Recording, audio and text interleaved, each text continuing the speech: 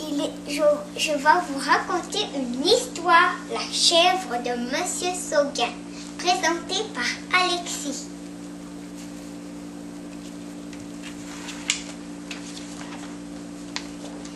Il était une fois un vieux monsieur très gentil qui vivait tout seul dans une petite maison au pied de la montagne. Un beau matin, je tourne la page. Un beau matin, il partit au marché dans une carriole tirée par son vieil âne Cadichou.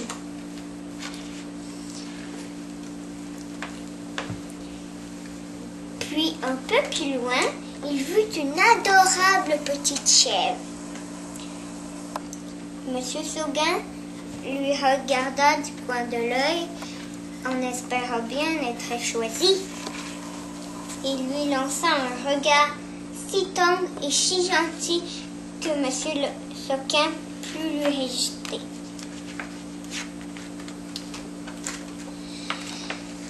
Avant de rentrer chez lui, Monsieur Sauguin planta un piquet au milieu des flots.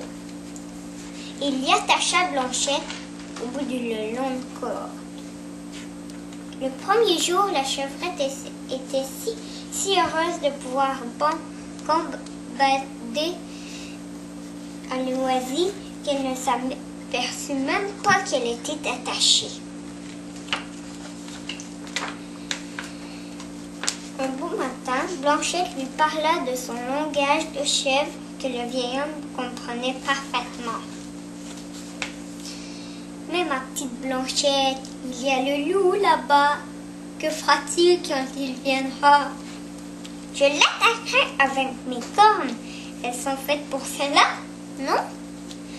Mais ma petite Blanchette, j'ai eu une chèvre avant toi, la Renaude, forte et méchante comme un bouc. Elle s'est battue toute la nuit contre le loup, mais au petit matin, le loup l'a dévorée. Mais moi, je suis plus forte que la Renaude et je saurais bien me défendre. Je vous en prie, Monsieur Sauguin, laissez-moi gambader dans la montagne. » Le supplia à nouveau Blanchette. « Il n'en est pas question. Je t'aime trop. Je vais t'enfermer dans les tables à double tour pour t'empêcher de partir. »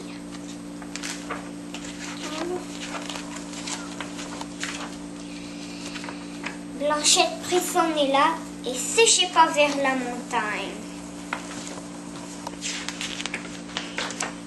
Arrivé là-haut, il se mit à gambader, se roulant sur les tapis de fleurs, se régalant d'herbes tendres, sautant par les dessus et les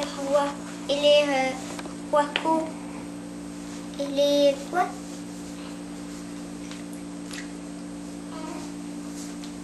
Ok, et les tapis. Et soudain, juste derrière elle entendit des craquements et un bruit de feuilles froissées.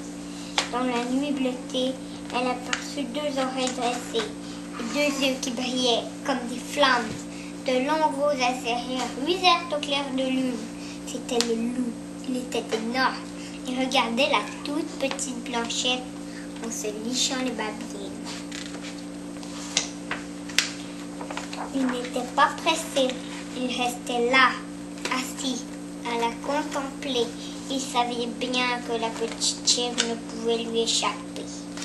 Alors la chevrette se sentit perdue, mais elle se souvient de la vieille Renaude qui s'était battue toute la nuit. Alors elle décida d'être aussi courageuse qu'elle.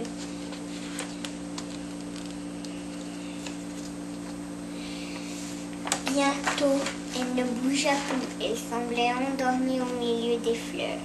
Le loup l'emporta alors dans sa tanière, la chèvre de Monsieur Sauguin, et la dévora. Car chacun sait que les loups sont plus forts que les chèvres. Bientôt, dans un prochain numéro de mon merveilleux découverte chantant, tu retrouveras l'histoire de la petite